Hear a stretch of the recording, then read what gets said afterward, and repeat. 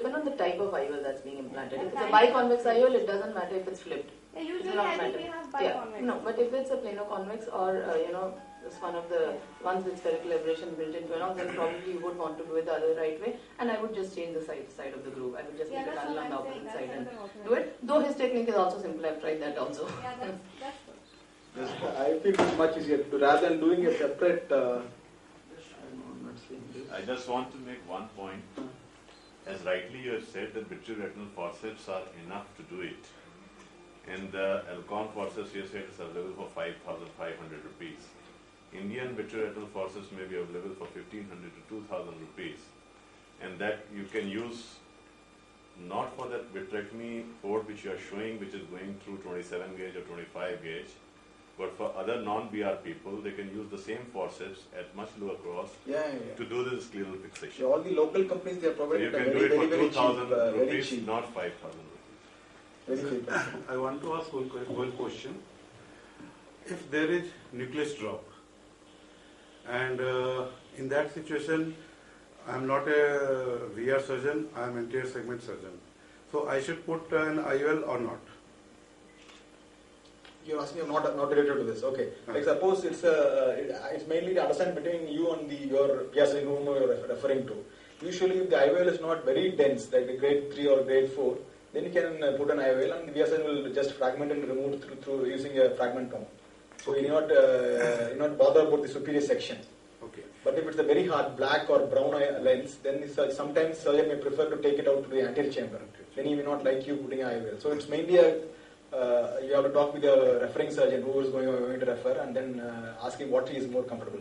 I sometimes even for grade 3 nucleus I will prefer fragmentation because sometimes there is enough capsular support to place an sulcus IOL. I don't want to damage that by removing the IOL through the anterior route.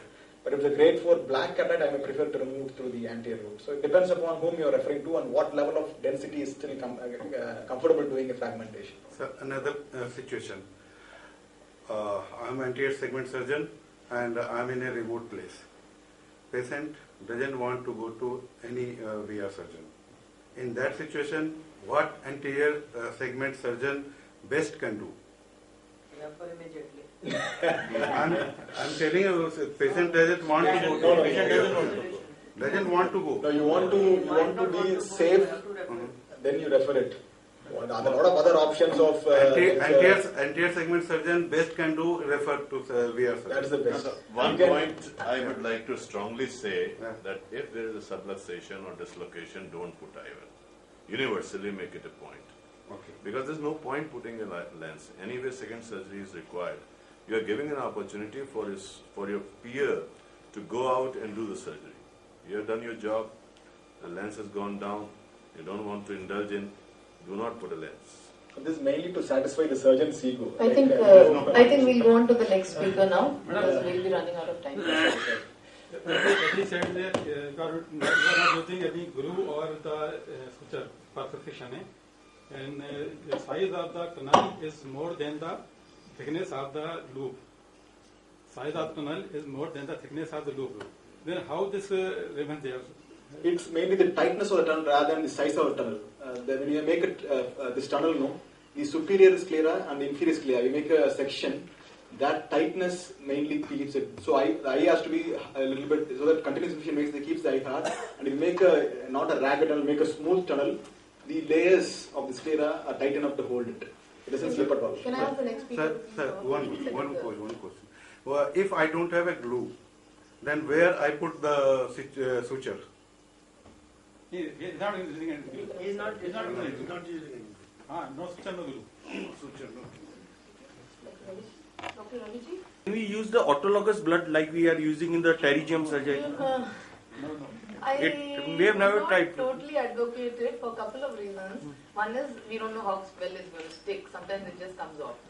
Second is you don't want to put in glue the blood there where you are going to have a sclerotomy. Sometimes that blood can trickle in unnecessarily. This trickling in of blood also happens if you allow hypotony at any point of time during your surgery.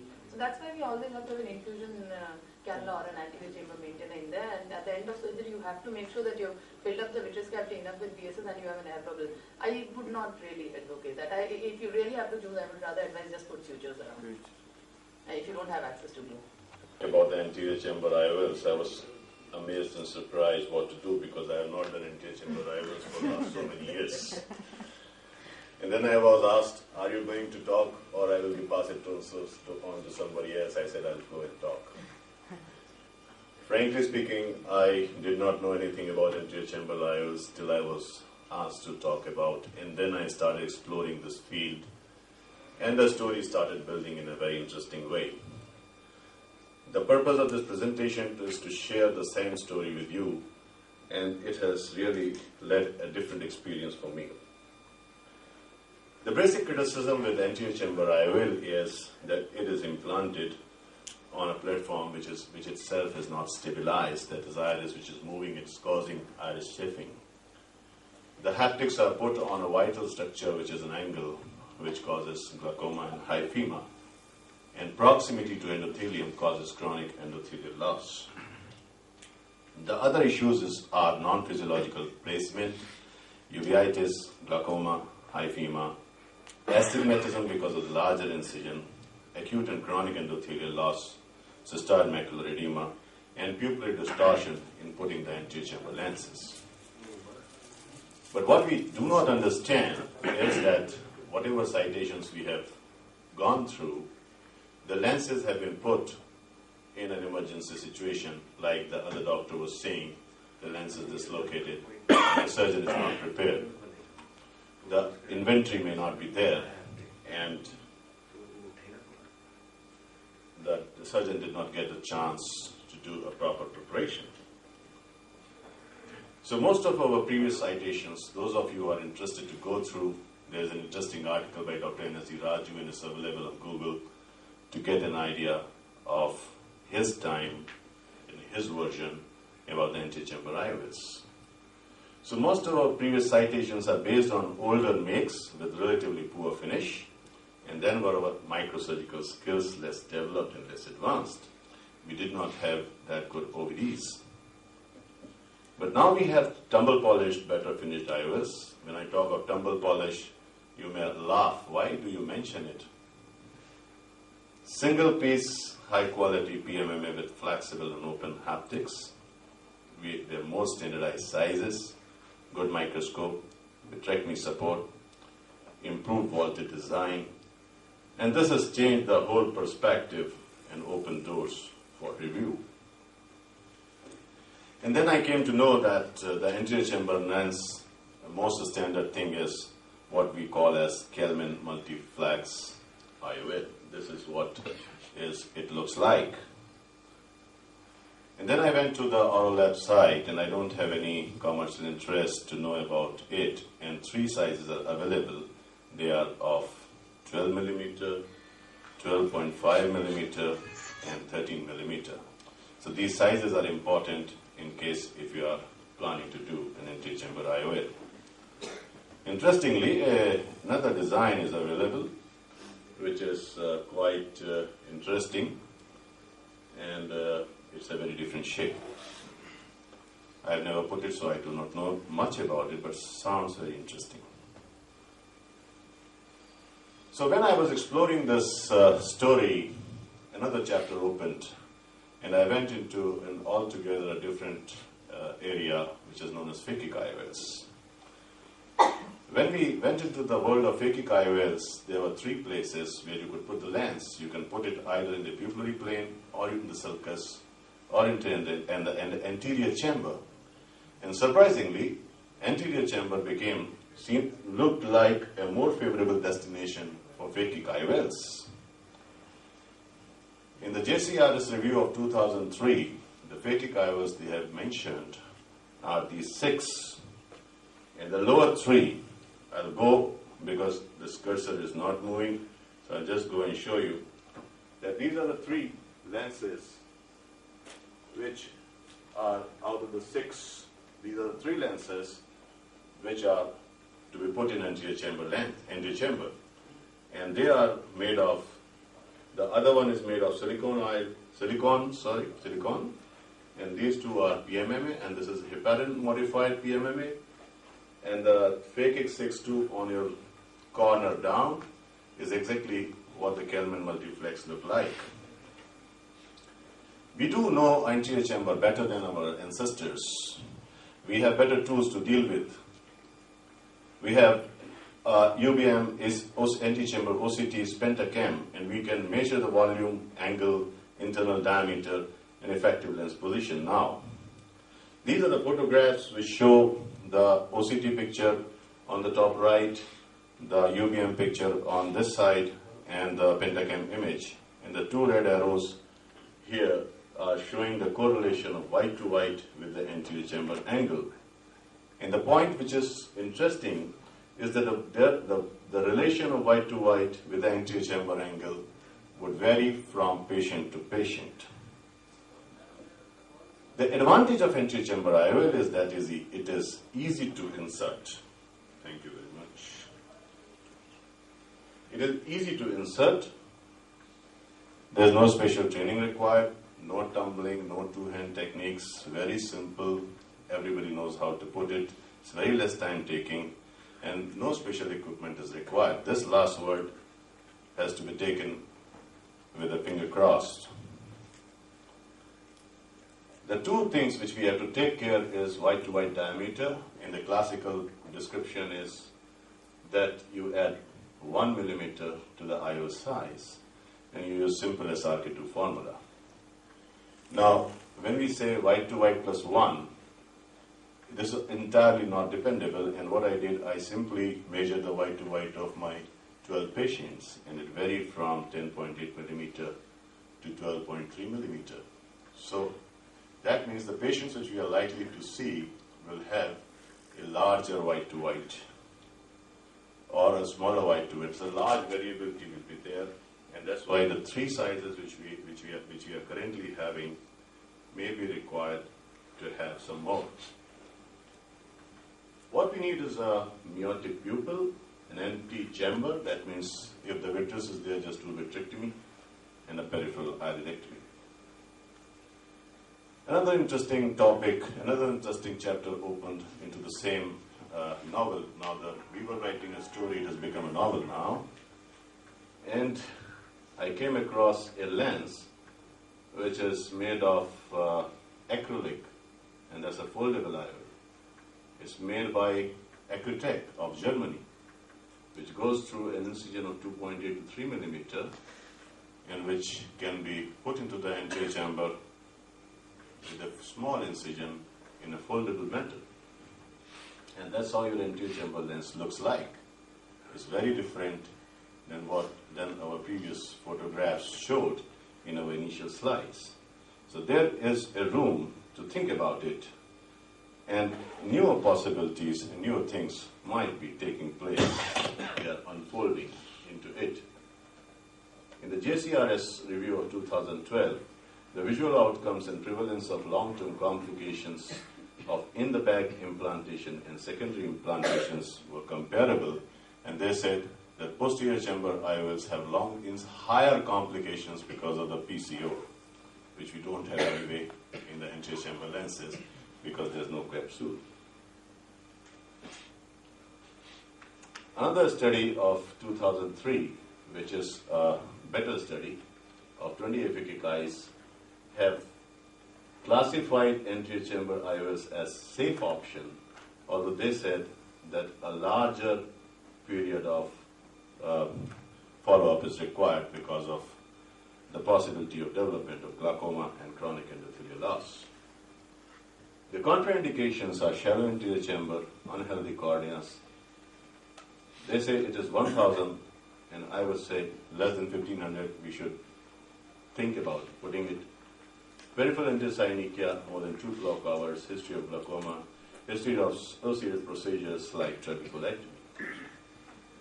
As a cataract surgeon, we should know about all the things like scleral fixation, pupillary fixation, and we should also know about anterior chamber IOLs so that we can give a picture like this. The take-home message is, people lost interest in AC IOLs in the early 90s. There has been significant improvement in the IOL design because of the open loop and material. Our understanding of the anterior chamber has changed. As phakic IOLs, anterior chamber seems to be a very preferred destination. Long-term favorable safety results are available in carefully planned surgeries. It is easy to perform surgery and doesn't require special training or equipment. Follow-up is desirable for longer period post-operatively. Thank you very much for the patient listening. And this is also an interesting photograph of eye doctors wearing glasses, which may be of importance or interest. Thank you very much. Can I ask a question, sir? Yet, previously, in the era of 1985 or 90, when the anterior chamber lenses were very common to start with, and people used to get bullous keratopathies and corneal decomposition cases. We used to think that this is the proximity of the lens to the endothelium. Was the case, or something at the not using the viscoelastics and other equipment or other techniques? Rather, because these days people are using ICLs, where the proximity is much more vaulting, 500 vaulting. So rather than the aphakic cases, the anterior chamber is quite deep and the lens is lying quite deep. The distance is quite more, rather than in ICL, where due to the vaulting, the proximity is 200. Yes, I have got your point, sir, and that was the point I was trying to make when I was making a reference to phakic IOLs. Yeah. Because when we can put anterior chamber lenses in phakic individual, aphakic individuals, making it would be safer. He showed this IOL, whatever IOL, made by acrylic. Acrylic. It is for phakic or aphakia? It is aphakia. It is for aphakia. Yeah. Sir, is there any study of this complication, bullous keratopathy or loss of endothelium, is because of ACD? Is there any minimum ACD is required for the ACIOL? I think they say it should be around 3 millimeters. But everything, Is whatever there is any said, study, sir? that's what I'm saying. Everything Is there what any has been study? said, there have been very few takers for anterior chamber IOL. It's just like a lost world. We are trying to re-explore it. But people are re-exploring it, and we should keep a tab of it. Thank you, sir. I think the thing about ACIOs is that it's a very unforgiving surgery if you have not done it the right way. You have to make sure that you have selected the right lens, the right model of lens. Kellman multiplex is the preferred one. You have to make sure your sizing is correct, your wide to wide diameter measurement, and then calculating your sizing, and then you need to make sure that you have that particular size in the power. And that is also the adjusted power for ACIOL positioning. And then on top of all that, you have to make sure if you had measured the wide to wide in the horizontal, then you have to make sure that you also place it in the horizontal. For example, you cannot measure height wide to wide horizontal and then find out that there's, or vertical or whatever, and find out there's some pupil missing, the iris missing, and then you just decide to rotate the lens and keep it somewhere else. That's going to lead to abnormal mobility and then consequent endothelial decompensation. I think unlike the West, we in India have seen huge number of ACIOL related complications. So I think most of us tend to shy away from it because of that.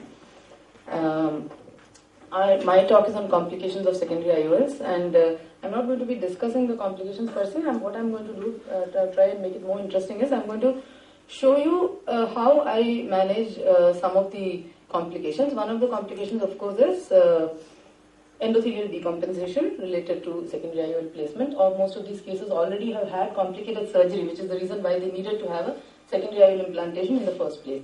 And this is the DMEC technique, all of you know, which was started by Gerrit Melis in Netherlands, from Netherlands, and this is my modification of it, which I call it as eDMEC, or Endoilluminator Assisted DMEC, which is now accepted for publication in JCRS, and it's in press right now. And I call it as eDMEC, as I already told you. Now, this is, I'm just going to run through a series of cases rather than show you the entire technique, because it will show you how eDMEC makes a difference to your DMEC. Now, DMEC, we know, has never been accepted or been very popularly practiced by surgeons all over the world, even despite its excellent outcomes, because of the difficult nature of surgery. So what you do is prepare the graft, then you strip the host Descemet's membrane. Once you've stripped the host Descemet's membrane, of course, you need to make sure that you've removed all of it. You load the DMEC graft in the cartridge. This is the technique that has been shown by Dr. Francis Price of how to load it.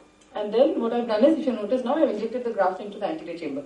And now this cornea, if you see, is not that bad. The clarity is relatively not bad.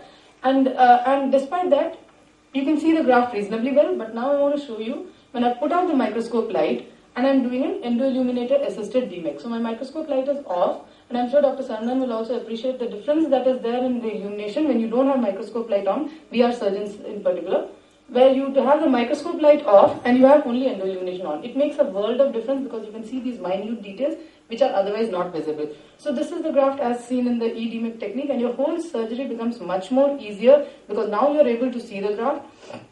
The first case I've shown a relatively clear cornea just to make you understand the steps of the surgery. So I've opened the graft, and you know that in DMEC you always have to have the graft edges rolling upwards because it's a very thin flimsy membrane. There's no way otherwise to know which is the endothelium and which is the Descemet's membrane. And if you happen to kind of implant it flipped upside down, then your whole graft would have been, this procedure would have been waste. So the way to know that your endothelium is down and your Descemet's is facing the stroma is by looking at the way the edges of the graft curl. And the curling should always be superiorly towards the stroma because Descemet's is an elastic membrane, so it always curls towards the elastic portion, that is the Descemet's. And you can see, normally this would be very difficult to make out, but with the EDMIC technique, you can see the three-dimensionality is so much improved that you can see the edges of the graft very well and you have no doubts as to which way the graft is oriented. Once that's done, once you've made sure your orientation is right, what you do now is by a series of flicks and strokes and short bursts of saline, you open the graft up, as you can see me doing here. Once you've opened the graft up, you need to center it to align with the area of removed Descemet's, and finally you float it up with air. So this is how the patient is on the first day. I'm going to show you another case now with a hazier cornea. You can see that the cornea is much more hazy, and many times these are the types of cases that you would be doing this surgery in the first place. And you can make out the graft with EDMIC is much more clearer seen than with DMEC. And what I'm doing now is the graft was inverted, it was upside down, which EDMIC helped me to figure out. I've used a burst of saline to get it to flip over completely so that now it's in the right way. And again, notice here, when I'm back with the microscope, I have no clue as to what is actually happening, which way it's turned the graft. But as soon as I put on the endoilluminator, I can make out clearer. Now, the traditional technique that was used to find out the orientation of the graft is the handheld slit lamp technique, which is basically you use an intraoperative slit lamp which has issues to sterility, and then you kind of try to sweep it across the cornea and see where the graft is, try to see where the rolled up edges are. And I've seen the master of DMEC, Dr. Francis Price himself doing this surgery, and believe me, he himself, he has it's not easy to try and figure out with this handheld slit lamp. The advantage of EDMEC is you can see the entire graft at the same time. The whole extent of the graft is made out, so your appreciation of graft dynamics and morphology is really much better. This is a patient, the one you just saw, at 10 days post-operative with a dehydrated cornea, 2 months post-op, BCVA is 6.6. You can see the inferior graft margin right here, and these corneas do so well that really, unless you really look carefully for the graft margin, you won't even realize that the patient has had a corneal transplantation. That's again another patient with a hazy endothelium and the EDMEC. Again, look, you can make out the graft morphology very clearly. And again, you do your slight movements to verify which way it is. And when I do the same test with the endoilluminator, the microscope on, you can see that you can see the fold, but you can't make out whether it's upside down, whether it's going towards the iris, or whether it's going to the cornea. It's a matter of trying to use your imagination with the microscope light on, because it's a flimsy membrane and it could just be either way. But the minute you switch on to the endoilluminator with the oblique slant of the light, you can make out very easily, as you can see here, that it is in the right orientation and it is upwards.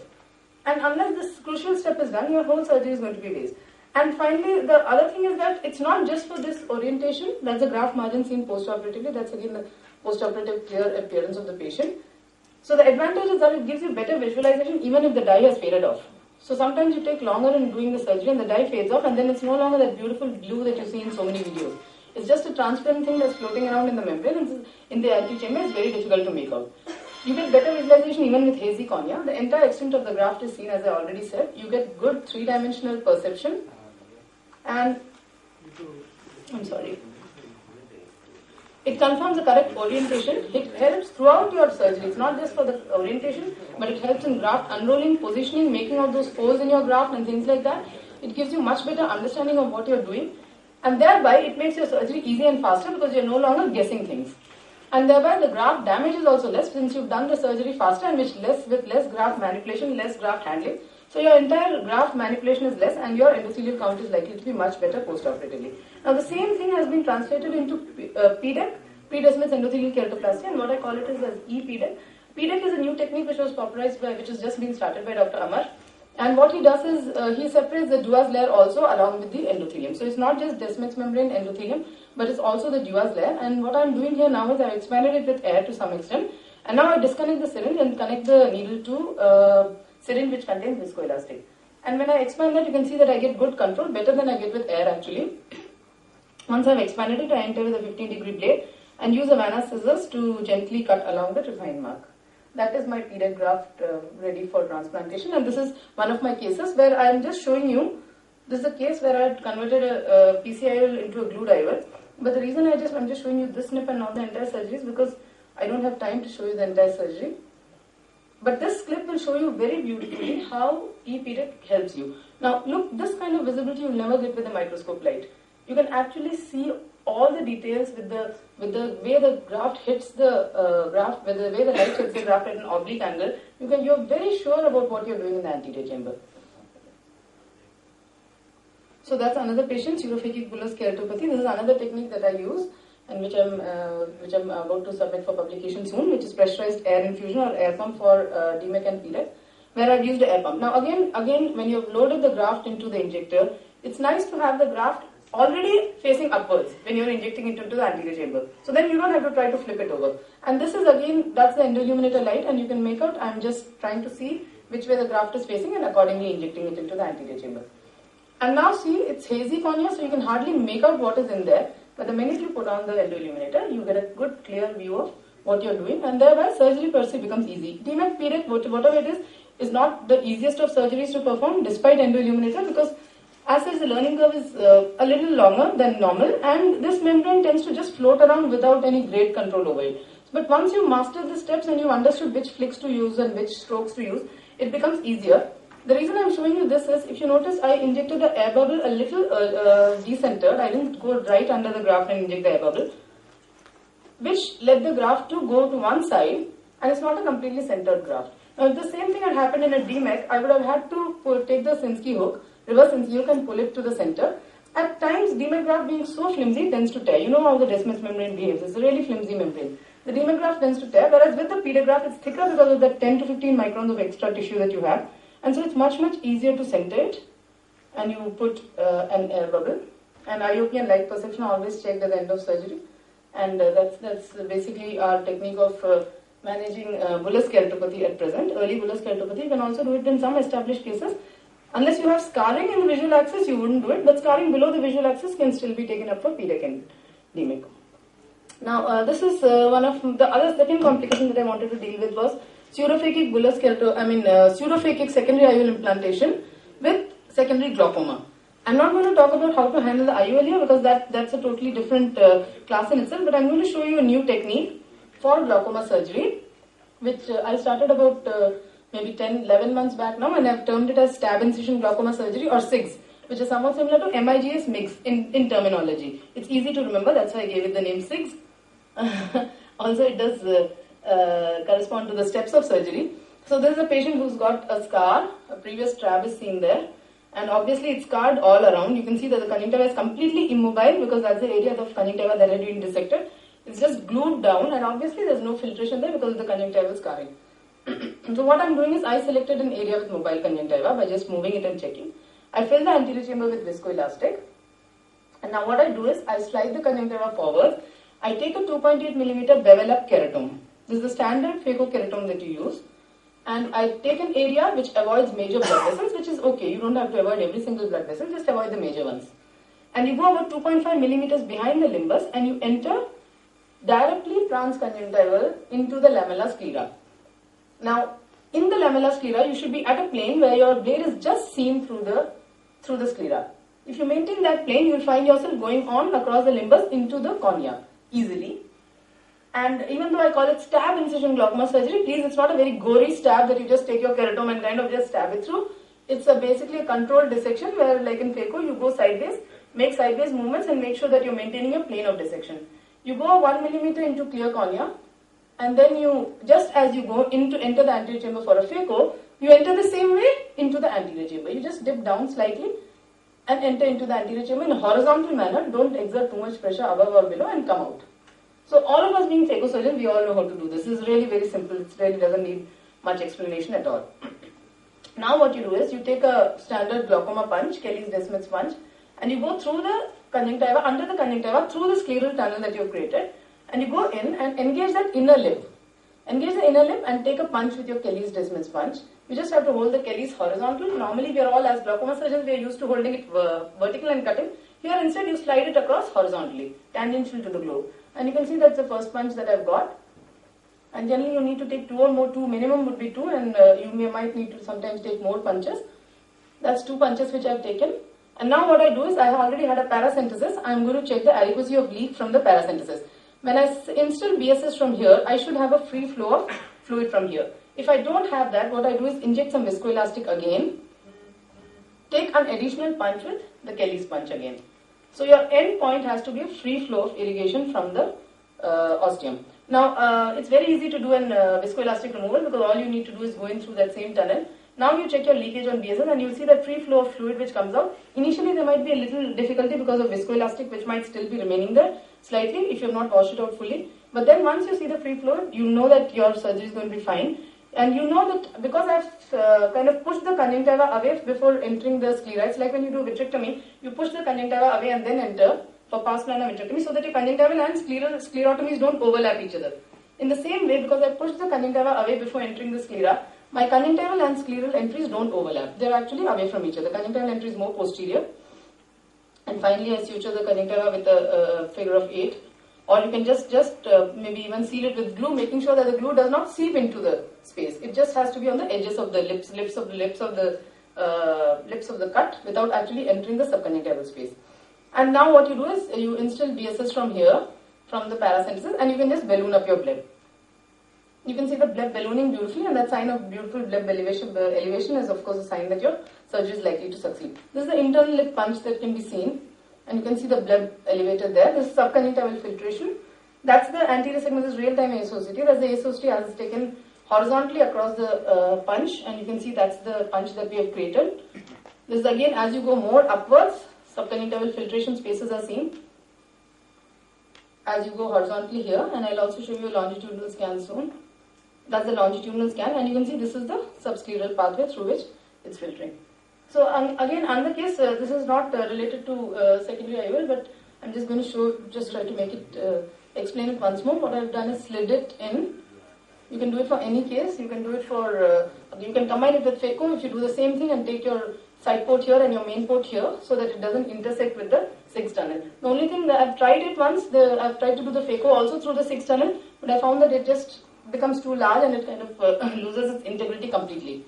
So I don't do that anymore. I just take separate incisions for phaco and 6. Maybe if someone has a thinner phaco probe or something, maybe it's possible, microphaconet or whatever. So you enter the anterior chamber directly. As you enter, do not exert downward pressure. Because when you enter, if you exert too much downward pressure, the inner lip can just make a trapdoor hinge. It can just hinge off. And if that happens, you may not have anything to punch it with. So make sure you don't exert. You just go straight in and straight out. Do not exert upward or downward pressure. And that's easy because all of us are used to doing phaco, so it's really not a difficult step. So the corneal portion has an inner and outer lip, as you can see there. You fill the anterior chamber with viscoelastic. And then you go inside. You can see there's this little bit of bleeding, but not really too much bleeding. It mostly stems on its own. You engage that inner lip and cut. And that's the tissue that you've got. And then again take a second punch. You punch up to the limbus that you see here. You punch up to about here, till here, so that you get a compromise of the tunnel. So basically what you have done is you have compromised your tunnel. You had a good self-sealing tunnel, but then you have compromised it. And inject BSS, check for your free flow. If that's there, you're sure that your guarded filtration surgery is going to succeed. And the end point, as I said, is this. You suture the incision, remove viscoelastic through the same entry. Suture and make sure that you've elevated the bleb. And you can see that the bleb elevation comes really well. Now, what are the advantages you gain by this surgery? Number one, you have completely eliminated subconjunctival dissection. One of the main causes for, this is the first post-operative day, and you can see the punch there. Again, that's the ostium which has been created through which filtration occurs. This is the ASOCT which shows the subscleral pathway, that's the flap. And the reason, if you notice, I don't make a PI. I've not made a peripheral iridectomy at all. Because of that, I get very, very less inflammation within the anterior chamber in the first post-operative way. Normally, all of us are used to seeing some iris pigment dispersions and things like that when we see a glaucoma patient on POD1. Here, I don't get any pigment dispersion. The reason being, my iris root is so far away from the ostium. It's really very unlikely to plug it.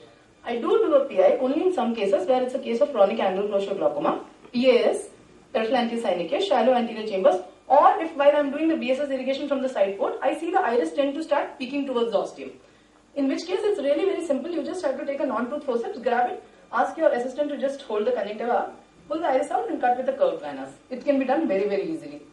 So, as I said, the advantages, it's just a single small your entire glaucoma surgery has been done through one 2.8 millimeter incision surgery on the part of the conjunctiva which is well away from the scleral cut. And there's no subconjunctival dissection at all. There's absolute elimination of subconjunctival dissection, so there's likely to be no scarring at all. There's less risk of scarring and failure. The amount of virgin conjunctiva is maximized immensely. Normally in a trab, you can do one, maximum 2 or 3. Your whole superior 180 degrees is over by then. But here you can do a greater number of repeat procedures. You have enough and more place for doing an Ahmed valve if that's required. Your scleral tunnel is biplanar. It gives you a controlled lead. And if you speak to the glaucomatologist, all of them keep talking about the posteriorly directed flow and how important it is. So this tunnel also gives you posteriorly directed flow. In fact, what the glaucomatologists do now is they don't cut the flap all the way to the cornea. They kind of leave it, cut. There's a small bit which is attached on either side, and that they do so that they get the posteriorly directed flow. And this tunnel, of course, gives you only a posterior directed flow, which is very good in my hands. I've done about 40 cases now, and I've got very good results. I'll show you the results also. PI is not routine, as I said. Postoperative inflammation is less. And the bleb is created by hydrostatic physiological expansion. There's no cutting involved at all. So it's just a physiological expansion of the normal drainage channels. And so it's much more likely to function better. There are less suture-related complications, including post-op astigmatism, suture abscess and things like that, sutures on the scleral flaps. It's easier to tackle expulsive hemorrhage because all you have to do, if in case you do get it, is you just remove your instruments and your tunnel is sealed. Or you just put some pressure on the tunnel. Luckily, I have not had to do that as yet, but I assume that it will be much easier. So this is the 1 month post-operative ASOCT of a patient. And you can see again the subscleral tunnel. And those subconjunctival filtration channels, which can be seen very well. That's the channel. And now I'm massaging. If you can see, I'm massaging here. And as I massage, you can see that the subconjunctival filtration is actually increasing, which proves very well that the bleb is a good functioning bleb. This is a 9 months post-operative appearance of another patient. And here again you can see the gap there. And this is the diffuse oblique illumination. And that's the subscleral tunnel. And that's again, we get about a 0.8 to 1 millimeter ostium. This is basically I've just shown you the results of the paper that we have submitted. And in that paper we've shown about 27 eyes and the number has gone up more now. And we've had very successful results. Thank you very much. Thank you, doctor. Have you encountered any complications? Complications in the sense, one thing that can happen is you can have a premature entry. So that's why post-operative complications. Post-operative complications are very rare. In my 40 cases, I've had 2 failures, for which one of them I've done a bleb needling, and that has worked. The other case had to go in for a retrabeculectomy. Other than that, there was one case of steroid-induced glaucoma, post-operative steroids, which when I weaned off the steroids and started him on NSAID drop, he responded to this thing. Okay, this 2.8 millimeter incision, can it be increased to 4 or 5 millimeter like if you have, there's so many diamond blades, but I don't see the need for it because it works. I've done patients with pressures of 54. Our glaucomatologist in the hospital sent the patient for Ahmed valve. But I did this and he had beautiful control. Sufficient. Yeah. And the higher pressures I've seen, they come down to 11, 12, 13. And the lower pressures of maybe 22, 23 come down to 13, 14 and all. So it's little pressure dependent. But mostly almost all the patients are very well controlled. I don't have to put them on additional post-operative glaucoma medications. Do you feel there can be some sort of scleral scarring over a period of time? It can happen. Subscleral scarring is a factor which can happen. Can block it? Pardon? Those 2 flaps where you have passed Yeah. I'll just, if I can just pull out that video. The sclera heals at fibrosis. I know what you're saying. I'll just show you one video here, which I'm just going to show just 5 seconds of this. This is a patient who was a young patient, had his likelihood of having a subscleral scarring. The point is, we have completely eliminated one problem. Subconjunctival scarring has been eliminated, or to a large extent. If you don't like the concept of maybe there's a posterior scar which has not affected my results, however, if you feel that there is still a linear scar 2.8 millimeter, then what you can do is slide the conjunctiva sideways and downwards. This was something, this particular idea of sliding it down sideways and downwards was given to me actually by Ike Ahmed. I was doing it only downwards, and then I shared my video with him, and he said it's a beautiful technique, and he said, why don't you also slide it sideways and downwards? So that I've not tried it because straight downwards is giving me good results, but maybe that's an option which can be thought of. Are you using mitomycin? This is the thing I'm just going to show you. I'm just going to show you. This is a young patient. So you can see I've entered. I've made the lamella scleral tunnel. I don't enter the. Oh, I'm sorry. This is not the right video. I think We will have to clear the room for the next. Oh, okay. All right. Okay, just here. I've not entered the AC at this point. I've just made the lamellar scleral dissection. Now I place and the corneal tunnel. I put mitomycin C there for the usual dose, usual time. I have not entered the anterior chamber. Now, once your mitomycin C is over, you go ahead, just put some viscoelastic into the tunnel. It allows the thing to slide in smoothly, wash out as usual, and then enter the anterior chamber. For such a case, the incision site for the conjunctiva and the entry for the sclera should be different? It's always different. I always keep it different. That's the reason I always slide the conjunctiva before entering. Yeah, that's right. That's the reason I always slide the conjunctiva. I just want to make a comment, and I have a question. I think the comment is that we as a glaucoma surgeon have understood that the key step in successful glaucoma surgery is the deep sclerotomy in whatever way you do. It doesn't matter. If you do a good deep sclerotomy, that's good enough to get a success. I think that's a take-home message for the audience. The second question is, you have made the entry, you have made the tunnel very long. And why did you do that? Why did I do that? Okay. I have gone about 2.5 millimeters behind the limbus. So the scleral component is about 2.5 millimeters. My entry into the tunnel cornea is about 1 millimeter. So the reason I'm not aiming for a trabecular outflow here. I'm aiming for a subconjunctival filtration, which as long as it works, it's fine.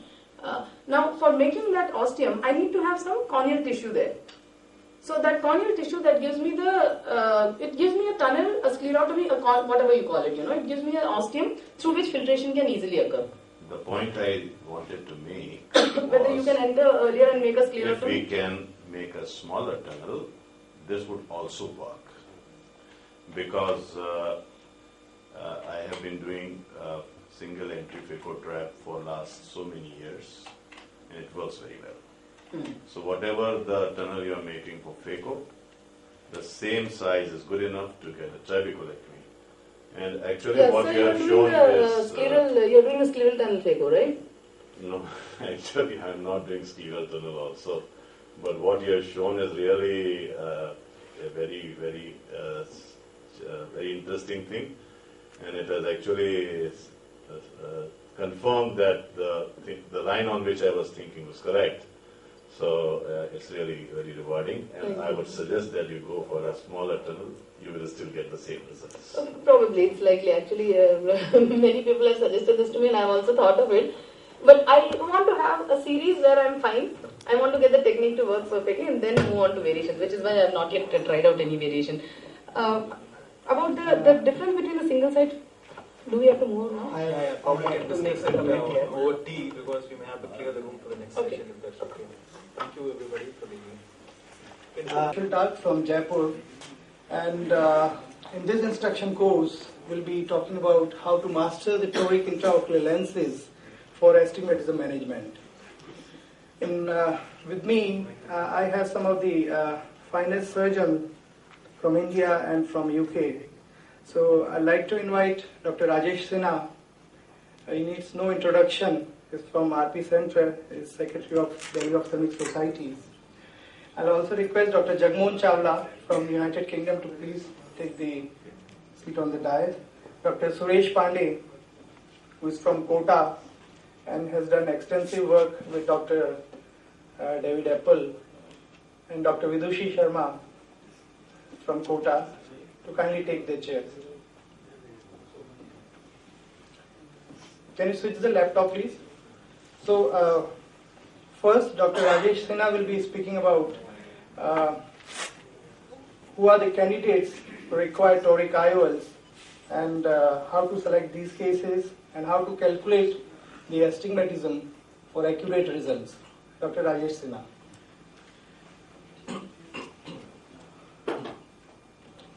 Thank you, Dr. Herschel, and I would like to thank Dr. Herschel for inviting me in this instruction course.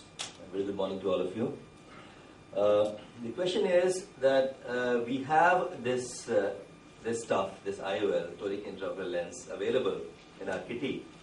Now, whether we need this premium IOL or not, or whether the outcome is good, whether it should be promoted or not. So the question is, before I go, I would like to declare that I have no financial interest in the subject matter of this presentation. Now, the question is, why do we need, what's the need of a toric IOL? We have been implanting spherical IOLs and we are getting reasonably good results. Why to move to a premium IOL which is new? And I mean, there's always a question mark on the outcome of a new thing, although it's no more new, but the results and outcomes have been found to be quite good. But the question is, why do we need it? The reason why we need it is that we have a fair amount of patients who have astigmatism who undergo cataract surgery, and that is nearly 10% of patients have 2 diopter or higher astigmatism who undergo cataract surgery. And it's a known fact that if we have an uncorrected astigmatism, then the image formed will not be clear, it will not be as crisp as we have when the vision without astigmatism. So it's a known fact to all of us, and that's why the idea is to correct the astigmatism. So let's go to select the patients. Who are the patients who are fit for it? Who are the patients who require it? Well, those who have astigmatism, that is the issue. But it's not that all the patients who have astigmatism can undergo this lens implantation. So who are the ideal candidates for this toric IOL implantation? Those who have primary astigmatism and those who have regular astigmatism. There's no doubt the outcomes have shown that the primary regular astigmatism has shown good results with toric IOLs. Any astigmatism which is beyond 1.25, I would say, may require toric IOL for good outcome. Now, with time, the indications have increased and it has gone beyond primary astigmatism, and cases of keratoconus who have achieved stability, they also can be, they also can get benefit out of this premium IOL by correcting, if not complete, part of the astigmatism that is there, which are the fit. Then, of course, post-keratoplasty eyes. Now, in post-keratoplasty eyes, again, if you have mild to moderate amount of astigmatism, that can be corrected by toric IOL. However, an essential prerequisite is that if it's a suture keratoplasty, full thickness keratoplasty, any suture, if it's there, it has to be removed, and the patient should be evaluated at least after 4 to 6 weeks so that the surface stabilizes, and then only we decide about the toric IOL, its power and all other factors. Then there are certain situations wherein we should avoid using toric IOLs, like somebody who has to undergo a keratoplasty, like somebody having, say, Fuchs endothelial dystrophy with a reasonable amount of scar, wherein we may not think of doing a desec, maybe, or some other conditions wherein we have to do a full thickness keratoplasty or maybe anterior laminar keratoplasty.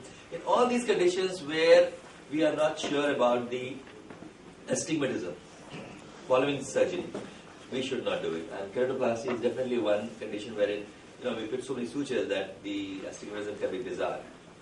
Then patients who have capsular bag instability, again, are not a very good candidate. People may have, isolated good results with these subluxated cataracts as well. However, it's advisable not to use toric IOLs in these subluxated cataracts because of the risk of unpredictability of the position of the IOL. So once we see that a patient has a significant astigmatism, then we counsel a person that if he is given toric IOL, he may have crisp vision without spectacles also. I mean, if he cannot afford that, then maybe he can be given spectacles. But a good counseling of the patient is required, and once the patient is convinced for toric IOL, then the patient has to be thoroughly evaluated. And the evaluation includes the biometry, a good evaluation of the corneal curvature, and that can be done by manual keratometry, by all these newer techniques, the automated keratometry, the Schimflug devices, and all these devices. Now, most of the devices have been found to be comparable. However, the gold standard has still been the manual keratometry, and that is being used by most. There's a study done by Koch, and they have shown that the posterior curvature does play a role in final astigmatism, and that's why they have given a recommendation that one should decrease the corneal astigmatism by 0.5 diopter with the rule astigmatism and increase the astigmatism by 0.3 diopter in patients with against the rule astigmatism. However, some of the calculators have not incorporated that, and there can be different opinions on it. So, once the patient has been, the biometry has been done, and the patient has been thoroughly counseled, thorough evaluation of corneal curvature has been done, then of course we calculate the IOL power. Now, since we have the biometry, we can calculate the IOL power depending upon the axial length and whatever IOL formula that suits the person, and that has to be calculated. So spherical power can be calculated by that. Then we are left with the toric power, and toric power is calculated by toric calculators. Now there are various toric calculators available. Various companies have different calculators. The Alcon have their Alcon Acrosoft toric calculator. The AMO has its own calculator. Then there are various other calculators like Care Group, etc. So I have most experience, or I would say rather total experience with Acrosoft Alcon toric calculator only, and this is the calculator which has been used worldwide most often. So we stick to that. And apart from this calculator, there are other calculators which incorporate just a few other parameters, like the AMO calculator also takes into account the anterior chamber depth. The rest of the things are almost the same. So let's stick to this. Now this is the page of the toric calculator, right? So what does it do? The toric calculator gives you the power of the cylinder in the IOL, and also the axis over which the IOL has to be placed. Now, what are you supposed to do? Well, this is what you are supposed to do. So, the first is, of course, you will write the doctor's name, the patient information, the eye selection. Now comes the keratometry. So, the flat K value has to be written, and the meridian, the axis also has to be written. Then the next thing you have to enter is steep K and the meridian. Then the spherical power that you have calculated with whatever IOL formula you have used. Then your own surgically induced astigmatism. Now, say for example, if you are using 2.2 millimeter incision, then it has been seen that the range of SIA is between 0.15 to 0.4. But there are individual variations, and you should calculate your own SIA, and there are ways, I'll come to that. Then of course the incision location. Now, incision location is given by this, is shown by this. Now, if you are doing a temporal phacoemulsification, then right eye, the incision location will be 180 degrees. And left eye, the incision location will be 0 degrees.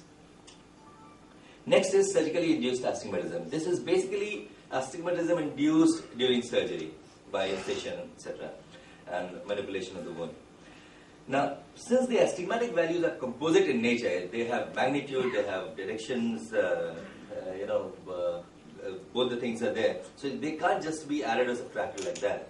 So this is the site www.drhill.com, in which you have the whole chart wherein you enter certain parameters and you can get your own surgically induced astigmatism.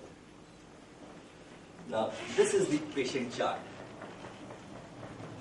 Apart from the date of surgery in patient A and I, you have to write whether the patient has undergone any prior corneal surgery. Now, incision location, then incision type, whether it's a clear corneal incision or near clear corneal or scleral incision. Then the size of incision, it can range from 0.01 to 9.9. Of course, we don't go to that much most of the time we use either 2.2 or 1.8 or 2.75. The pre-op keratometric value of the patient,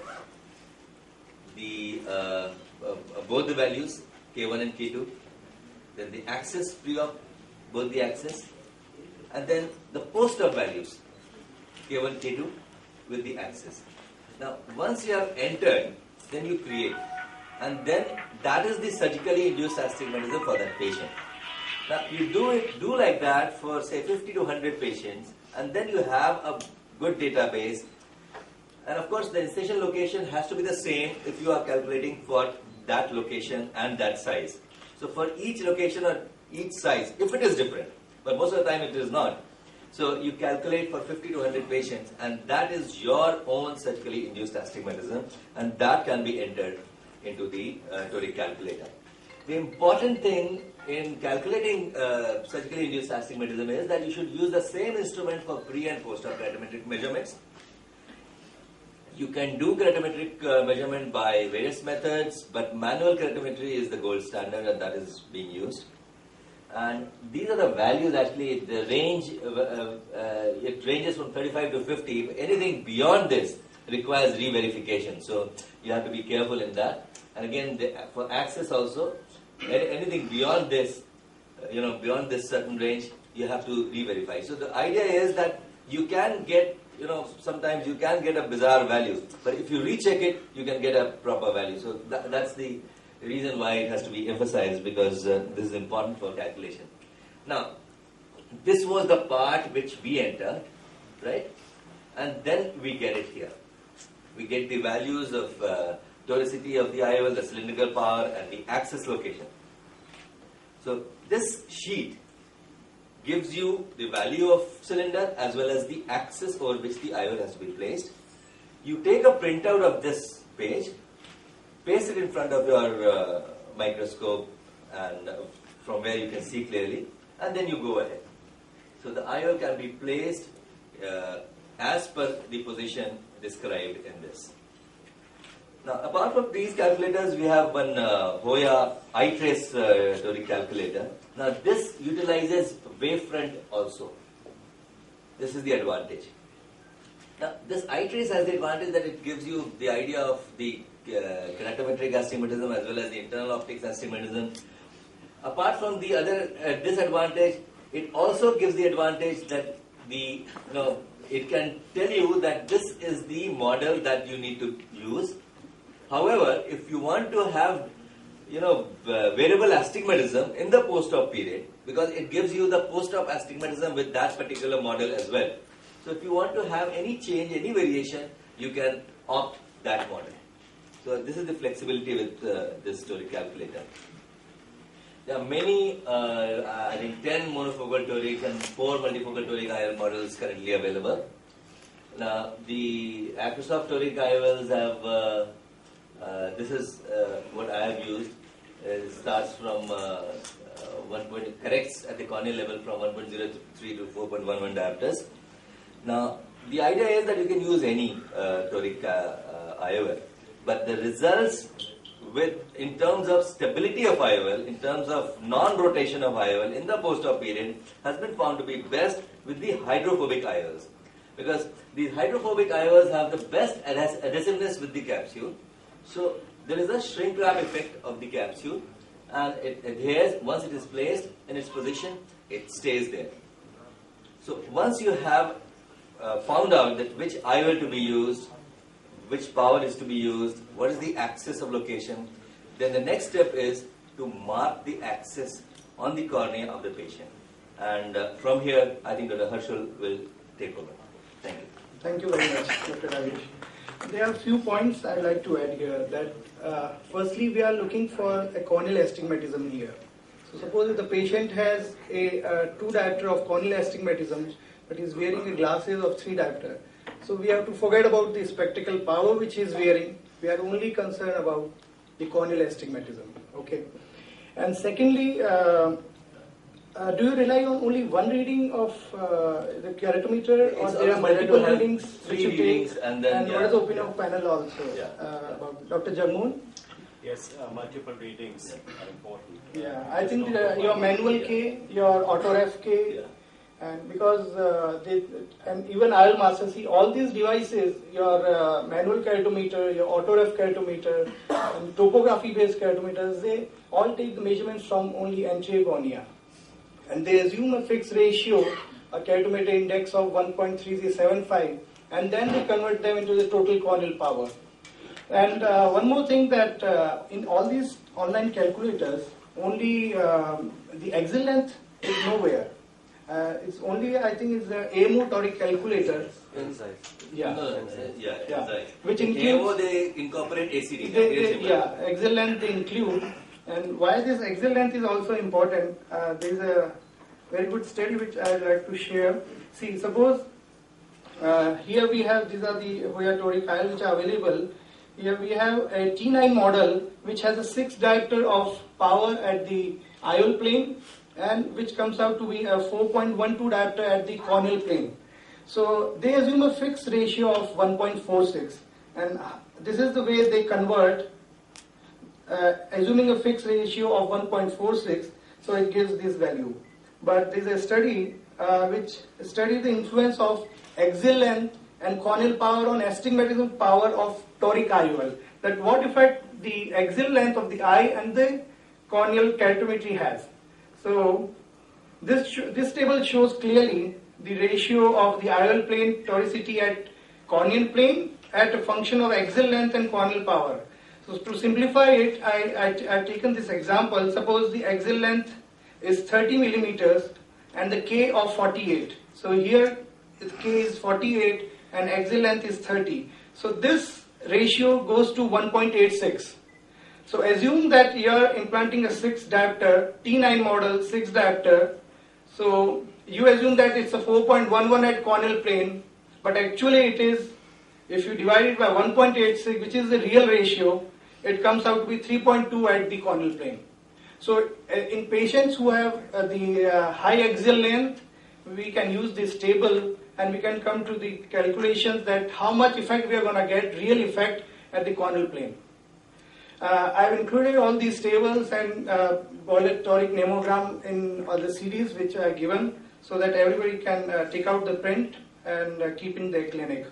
And we have Dr. Anand also with us. Dr. Anand, have you started using the Baylor toric nomogram to take care of the posterior corneal astigmatism into the final calculations?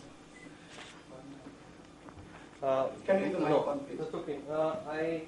In terms of correction for, if you have, majority of us would not have access to machines which would be able to give you posterior corneal astigmatism. So it is more important in patients who have higher posterior astigmatism. So that is a smaller percentage. And I think there was one study by Carlos Archi who looked at how important in terms of correction is the Baylor nomogram, and that is less than about 15%. Right. So in about 80% of the time, you would still get it right with anterior corneal astigmatism alone.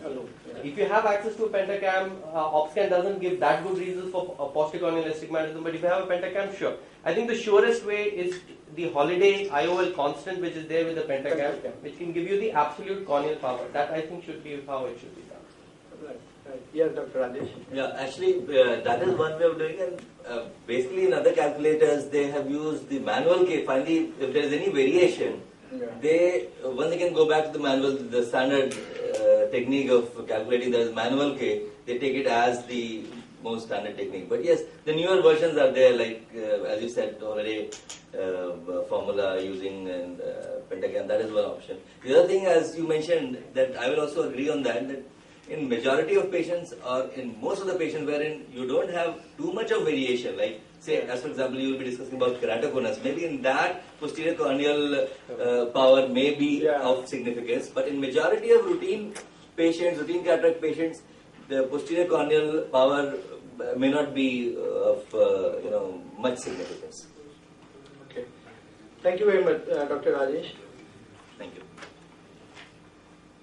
So once your ground is set, now you are ready to implant the toric IOL. For this, first you need to mark the reference marks on your eye or 0 at 180 degree, that is at the 3 and 9 o'clock. So for these various techniques I use the slit lamp technique, bubble marker, a pendulum marker, electronic marker or Devgan marker. Let's see. This is the Esico bubble marker, and this marker has a bubble in the center which signifies the perfect horizontal positioning. Let's see how it's used. We always have to mark the patient eye in the sitting position, because when the patient lies down, it causes cyclorotation of the eye, which may amount up to the 5 to 10 degree of cyclorotation. So patient is sitting upright and your bubble marker is in the center, and that's where you mark the 3 o'clock and 9 o'clock. And this is the slit lamp technique, which is my preferred technique.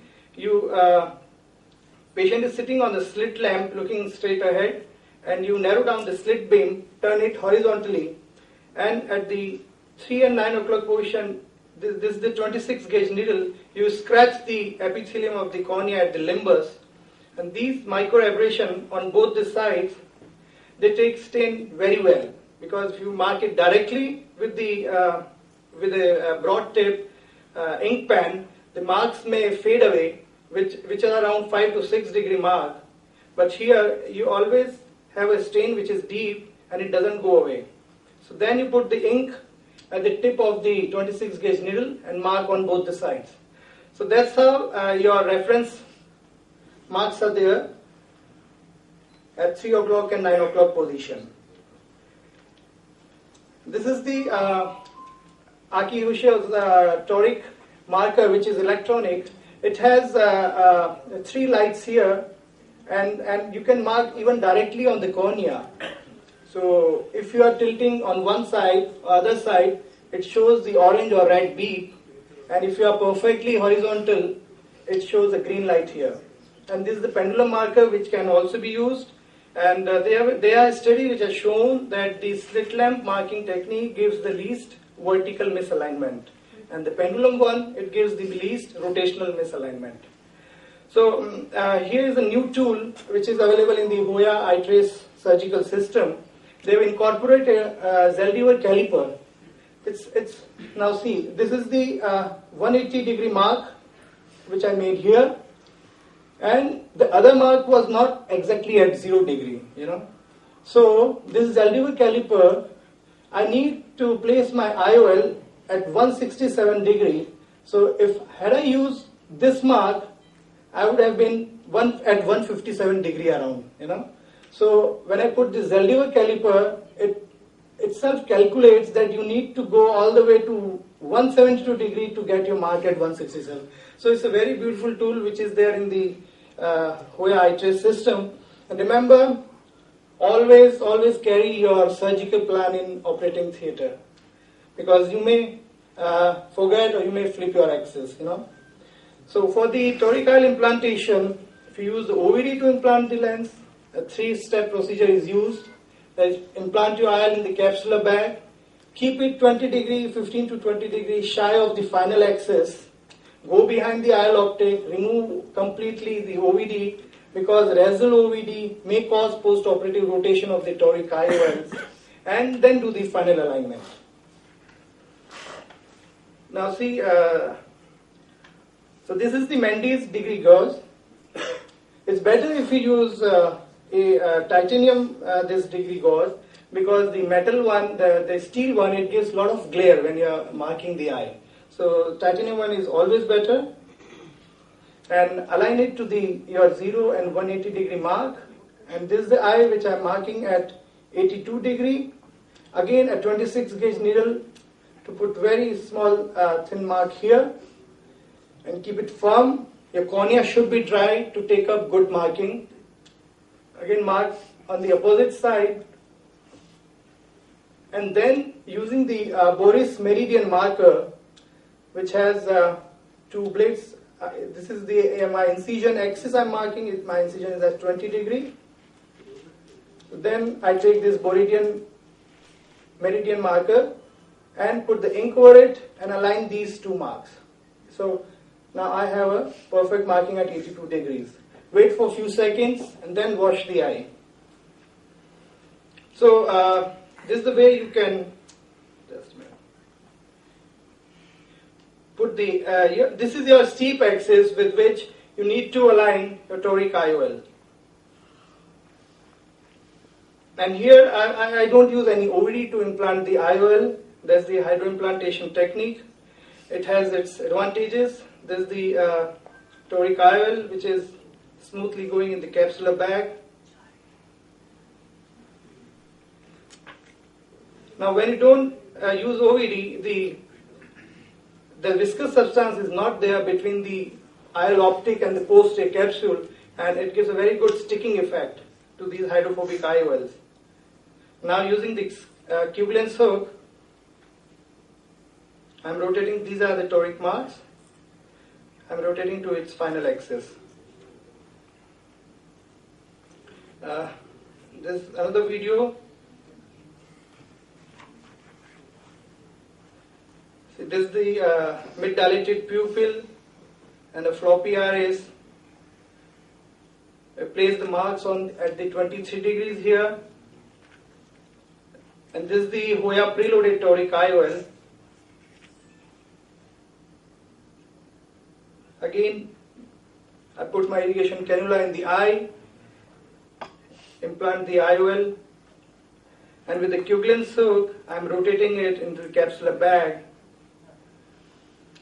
And look at these toric marks.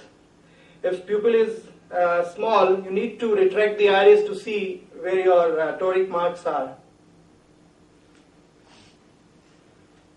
Now you have perfect positioning. This is the multifocal toric IOL.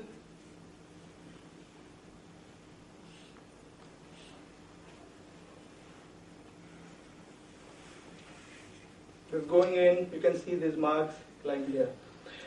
Okay, now this is the post-operative photograph of the toric IOL in place. But if you need to assess that what is the degree of the placement, you are clueless. Either use a slit lamp. Now I presented this new technique of portholes for fast and easy assess of the position and any rotation of the toric IOLs in ASCRS, this Amsterdam, and in APCRS, Singapore. What is done here is after you position your toric IOL, the radio frequency capsulotomy probe of the Artley Phaco machine is used to make marks over the outermost toric marks on the anterior capsule. Now here I have aligned this. This is the platinum alloyed tape. It comes with the Artley machine. I don't have any financial interest. You go on the capsule regular mode, which is there, and over the outermost mark, I give a small burst. It makes a small tiny hole there. Go to the opposite side and again make a small hole here. It's very easy, it's very fast. You can see this hole here coinciding with the outermost toric mark. Now in your post-operative period, you can see this is the first post-operative day. You just need to dilate the pupil and see where is your hole, porthole, and where are the toric marks. And this is at 8 months. These are another photographs. A hole here, over this, a hole over here, this is another photograph. So this also another technique by which you can come to know directly that what is the position of a toric IOL, whether you are in a perfect place or not. And this is again the use of the Hoya eye trace to evaluate your post-operatively. This is the corneal astigmatism which is showing. This is the internal, and this is the total, what the patient is seeing. Perfect. This is the point spread function. You can see that you can see these wavefronts. They are neutralizing each other. There is the corneal wavefront, and this is the internal wavefront, and which gives a very good wavefront here to total. So with this, I end my presentation. And I'll invite Dr. Vidushi Sharma to, for next presentation. Okay. I'll invite Dr. Jagmohan Chawla for his talk on multifocal toric IOLs. By the time, if there are any questions, My question is for the Yeah. first speaker. Yeah, please, Dr. Rajesh. To calculate SIA, after You can come here, Dr. Rajesh. how many days post-op we should take K readings? Yeah.